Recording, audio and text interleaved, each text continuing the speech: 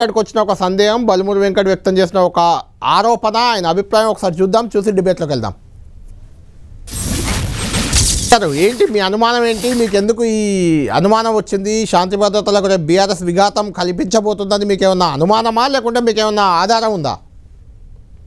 ఈ కళ్యాణ్ అన్న, హలో చెప్పండి. మీకు ముందుగా అదేవిధంగా కృష్ణ గారికి 10 టీవీ ప్రేక్షకులందరూ కూడా very good evening.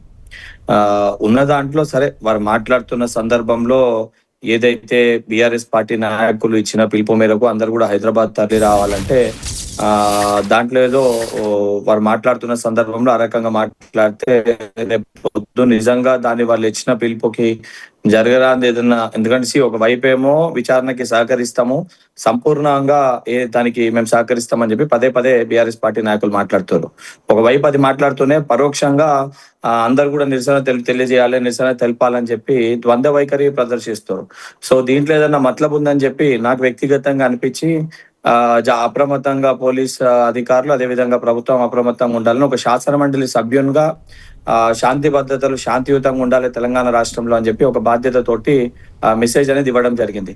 At the same time సరే ఇష్యూ తప్పు చేసిర్రు తప్పు చేయలేదు ఏం జరుగుతుంది అనేది సిట్ విచారించక ముందే ఒక నిర్ధారణకు వచ్చేసి కేసీఆర్ గారిని విచారించడమే తప్పు, కేసీఆర్ గారిని పిలవడమే తప్పు, లేదా కేసీఆర్ గారిని నోటీస్ ఇవ్వడమే తప్పు అనే విధంగా ఏదైతే ప్రవర్తన ఉందో అది 100% తప్పని నాకు అనిపించింది. వెంకట్ గారు అలా ఎవరన్నారు, ఎక్కడన్నారు? సిట్ నిబంధనలు ఉల్లంఘించింది, చట్టబద్ధంగా లేదు అని ఒక 6 పేజీల లేఖ నా ముందుంది ఇప్పుడు కేసీఆర్ గారిది. 6 పేజీల లేఖ జూబ్లీహిల్స్ ఏసీపీ వెంకటగిరికి కేసీఆర్ గారు స్వయంగా రాసిన లేఖ. తనకు ఒక హక్కుగా ఉండే నిబంధనలు సిట్ ఉల్లంఘించింది, సిట్ అనేది చట్టబద్ధంగా పనిచేయట్లేదు, గతంలో సుప్రీంకోర్టులో ఇచ్చిన జడ్జిమెంట్లు కూడా ఇందులో ఉన్నాయి. కళ్యాణ్ గారు చెప్పండి. సిట్ విచారణ చేయనీకి కేసీఆర్ గారు లేఖ రాసిర్రు, కేసీఆర్ గారు వారికి ఉన్న అభిప్రాయాన్ని వారు వ్యక్తపరిచారు. కేసీఆర్ గారికి ఎట్లయితే అభిప్రాయం వ్యక్తపరచడానికి అవకాశం ఉందని చెప్పి మీరు భావిస్తారో, శాసన మండలి సభ్యునిగా, భారతదేశ పౌరునిగా, తెలంగాణ పౌరునిగా బల్మూరి వెంకట్ కూడా నా అభిప్రాయాన్ని వ్యక్తపరిచే ఒక అవకాశం నాకు కూడా ఉంటది. ఓకేనా? వారు ఉన్న అడ్రస్ సంబంధించి వారు ఏ అడ్రస్ లో ఉన్నారో అడ్రస్ లో విచారిస్తా అని చెప్పి సిట్ చెప్పింది.